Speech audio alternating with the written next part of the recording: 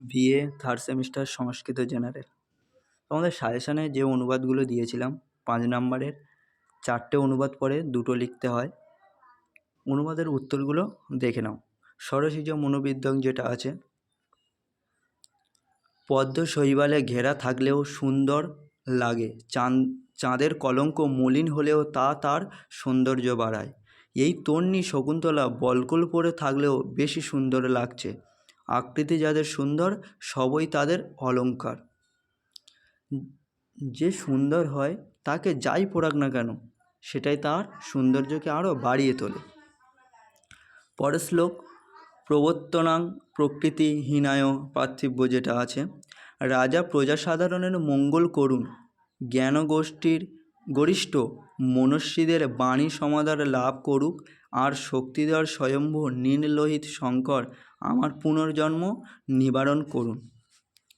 পরের শ্লোক দেখে নাও, কৃষ্ণসারে যেটা আছে, আয়ুষ্মান কৃষ্ণসার হরিণ এবং ধনুতে বাণ আরোপ করেছেন এমন আপনার দিকে তাকিয়ে আমি যেন হরিণকে শরণত সাক্ষাৎ পিনাকী মহাদেবকে করছি।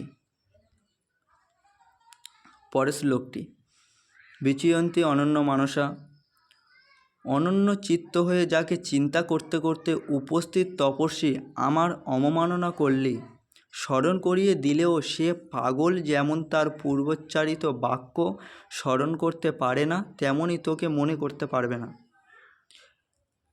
এই ঘটনাটা দুর্বাসা মুনি যখন শকুন্তলাকে অভিশাপ দিল তখনকার শ্লোকটা।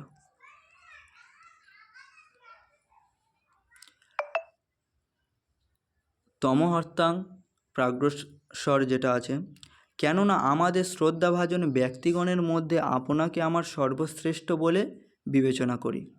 শকুন্তলাও শরীর ধারিণী সৎক্রিয়া প্রজাপতি ব্রহ্মা সমগুণান্বিত বর ও বধূর মিলন সংঘটিত করে চিরকালের নিন্দা থেকে মুক্তি থাকলেন। পরের শ্লোক, লাস্ট শ্লোক, রম্ভানি বৃক্ষ, মনোরম কোনো দৃশ্য দেখে কিংবা মধুর গীত বা শব্দ শ্রবণ করে সুখী জীবনও যে নিতান্ত উৎকণ্ঠিত হয় তা নিশ্চয়ই মনের মধ্যে দৃঢ়ভাবে লগ্ন থাকা জন্মান্তরের কোনো সৌহার্দ্য যে ব্যক্তি মনের অজ্ঞানে স্মরণ করে বলা হয়ে থাকে। তোমরা এই শ্লোকের উত্তরগুলো অবশ্যই খাতায় লিখে নেবে।